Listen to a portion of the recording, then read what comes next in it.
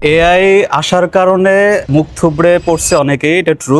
প্রথম দিকে অনেক ঘাবড়াই গেছি, আমি অনেক চিন্তা ভাবনা করছি যে কি হতে যাচ্ছে সামনের দিনগুলোতে। এআই এখনই যে অ্যাগ্রেসিভলি ইমপ্রুভ হচ্ছে, আগামী 2-3 বছরে তো আরো অ্যাগ্রেসিভ হয়ে যাবে। তখন একে বিট করাটা খুবই চ্যালেঞ্জিং হবে। ছোট ছোট যে কাজগুলো ছিল টেমপ্লেট বেস, ছোট ছোট লোগো, একটা লোগো ডিজাইন করে দেওয়া কোনো মতে, একটা কার্টুন তৈরি করে দেওয়া, একটা কাভার ডিজাইন করে দেওয়া, এইগুলা এআই এখন গ্রাব করে ফেলছে।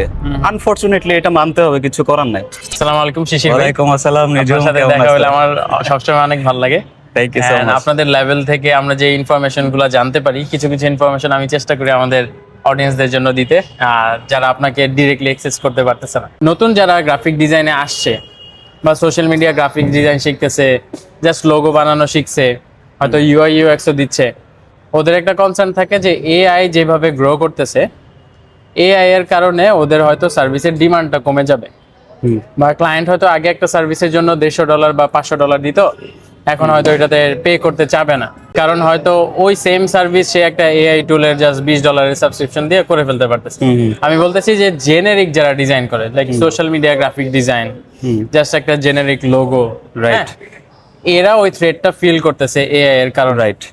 বাট আপনারা যারা অলরেডি সিনিয়র লেভেলে আছেন, ইন্টারন্যাশনাল ব্র্যান্ডের সাথে কাজ করতেছেন, তারা এআই কে কিভাবে দেখতেছেন? অ্যাজ এ থ্রেট, নাকি আপনারা এটাকে অ্যাজ এ টুল বা ইউজ করতেছেন, বা কিভাবে ইউজ করতেছেন যদি একটু বলতেন? আচ্ছা, খুবই সময় উপযোগী একটা কোশ্চেন।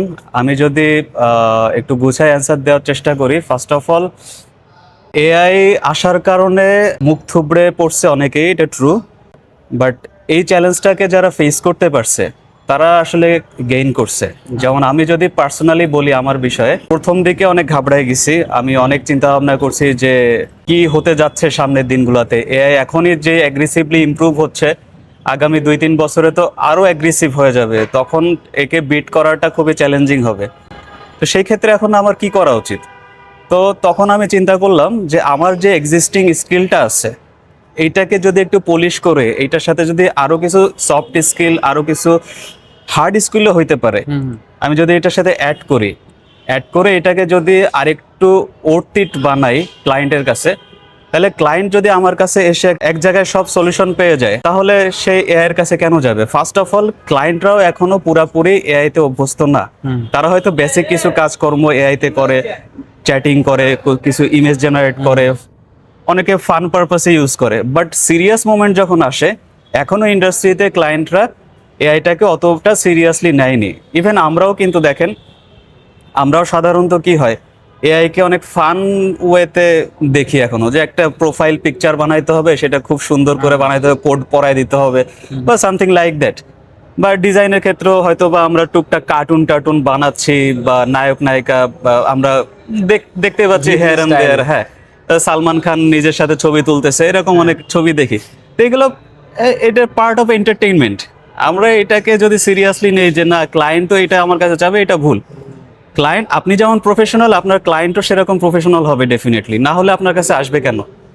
তো ক্লায়েন্টরা কিন্তু এখনো সেই হ্যান্ড টাচ ফিল, এখনো সেই পার্সোনালাইজড ফিল, এখনো সেই নিজস্ব চিন্তা ভাবনার একটা টাচ কিন্তু তারা চায়। তারা কিন্তু বলে না যে আমাকে একটা জেনারিক ডিজাইন করে দাও। ইভেন জেনারিক ডিজাইন করলেও কিন্তু তারা পছন্দ করে না। তারা বলে, এই তুমি কি কাজ করছো, এটা অমুক অমুক তমুকের সাথে মিলে যাচ্ছে বা সিমিলার হয়ে যাচ্ছে, বা এটা খুব অনেক জায়গায় দেখছি। I am seeking for something different. তো সেই ক্ষেত্রে আমাকে কি করতে হয়? আমাকে ফার্দার রিসার্চ করতে হচ্ছে, আরো গল্পটাকে নতুন করে সাজাইতে হচ্ছে, ঢেলে সাজাইতে হচ্ছে। তো এআই দিয়ে হয়তো বা আমি প্রম্পট দিয়ে অনেক কিছু করে ফেলতে পারবো, বাট ওইখানে ওই ইমোশনটা কাজ করে না, ওই হ্যান্ড টাচ ফিলটা থাকে না। যেমন আমি হাতে আঁকতে যাচ্ছি, আমার একটা ভুল হচ্ছে, ভুল থেকে একটা ভালো জিনিস উঠে আসতেছে, তো এটা তো চট করে হয়ে যায় না। আর এআই তো হচ্ছে ভুল করে না, ও যেটা দেয় ওর রাইট থিং দেয়। আগে যদিও ভুল করতো, 5টা আঙুলের জায়গায় 10টা আঙুল, 6টা আঙুল দিয়ে দিত, এখন আরো ইমপ্রুভ হয়েছে। বাট মানুষ এখনো দেখলে রিকগনাইজ করতে পারে যে এটা এআই এর আউটপুট আর এটা হচ্ছে কোনো এক্সিস্টিং ব্র্যান্ডের আউটপুট। তো অনেক ক্লায়েন্টের সাথে কাজ হয়, আমার এক্সপিরিয়েন্স যেটা, ছোট ছোট যে কাজগুলো ছিল টেমপ্লেট বেস, ছোট ছোট লোগো, একটা লোগো ডিজাইন করে দেওয়া কোনো মতে, একটা কার্টুন তৈরি করে দেওয়া, একটা কাভার ডিজাইন করে দেওয়া, এইগুলা এআই এখন গ্রাব করে ফেলছে। আনফরচুনেটলি এটা মানতে হবে, কিছু করার নাই। কিন্তু মার্কেটে এখনো হাই এন্ড কাজের ডিমান্ড আছে, যে জায়গাতে ধরো টাকাও বেশি, আবার হচ্ছে তোমার নিজের কাজ করার স্কোপও অনেক বেশি। ক্লায়েন্ট অনেক সময় আমাকে দেখা গেছে যে আমাকে এআই দিয়ে প্রম্পট দিয়ে ডিজাইন করে আমাকে ইন্সপায়ারেশন দিচ্ছে যে গল্পটা এরকম হবে, কিন্তু সে কিন্তু ওই গল্পটাকে নিজে ব্যবহার করতেছে না, আমাকে দিচ্ছে মানে কাজের প্রসেসটা সহজ হয়। মানে এটা একটা মানে ভার্বালি বোঝানো থেকে ভিজুয়ালি আমাকে একটা জিনিস অ্যাপ্রোচ করলো, এতে আমারও সময় বেঁচে যাচ্ছে। আমিও এভরি সিঙ্গেল ডে এআই এর থেকে হেল্প নিচ্ছি। দ্যাট মিনস এই না যে আমি কোনো এআই থেকে কোনো কিছু কপি করতেছি বা অন্য কারোটা আমি চুরি করতেছি। বিষয়টা হচ্ছে এআই থেকে আমি সাপোর্ট নিচ্ছি। দেখো ক্লায়েন্ট এরকম একটা বিষয় যাচ্ছে, আমি কিভাবে এটা সলভ করতে পারি, ও আমাকে হয়তো বা কিছু কি পয়েন্ট দিচ্ছে, এখান থেকে যেটা যেটা আমার কাছে মনে হচ্ছে রিলেভেন্ট আমি ওগুলাকে পিক করতেছি, আমার ব্রেন থেকে যেগুলো আসতেছে সেগুলো এক জায়গায় রাখতেছি, রাখার পরে একটা টোটাল প্রোডাক্ট ক্রিয়েট হচ্ছে এবং ক্লায়েন্ট কিন্তু দিন শেষে এটাতেই হ্যাপি। ও যদি এআই তে সন্তুষ্ট হতো তাহলে ও আমার কাছে আসতোই না আমার পর্যন্ত। তো এখনো পর্যন্ত মার্কেটে এআই থাকলেও যারা মোটামুটি ট্রু ট্যালেন্ট তাদের আসলে খুব একটা সমস্যা হয়েছে এটা আমি বিশ্বাস করি না। না আমার ক্ষেত্রে খুব বেশি একটা হয় না, একটু তো হবে বাট খুব বেশি হয় না যে আহামরি কিছু একটা হয়ে গেছে একবারে আমার এখন আলু পটলের বিজনেস করতে হবে, বিষয়টা এরকম না। আমি ডিজাইনই করব বাট ফার্দার অ্যাডভান্স ওয়েতে, এটা মানুষের ধরাছোঁয়ার বাইরে থাকবে যেগুলা। ইভেন আমি এখনো অনেক কিছু স্টাডি করতেছি যেগুলো আমার ফার্দার হচ্ছে ক্লায়েন্টকে হুক করার জন্য কাজে আসবে। বেসিক্যালি এটাই হচ্ছে প্রসেস।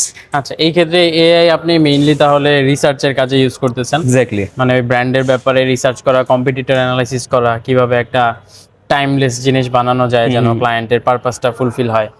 মানে একটু ইন্টারাপ্ট করি, এই জায়গাতে একটা সাইকোলজির ব্যাপার আছে। ধরো ক্লায়েন্ট যখন হচ্ছে প্রম্পট দিচ্ছে, সে উইদিন ফিউ সেকেন্ডসে একটা রেজাল্ট পেয়ে যাচ্ছে।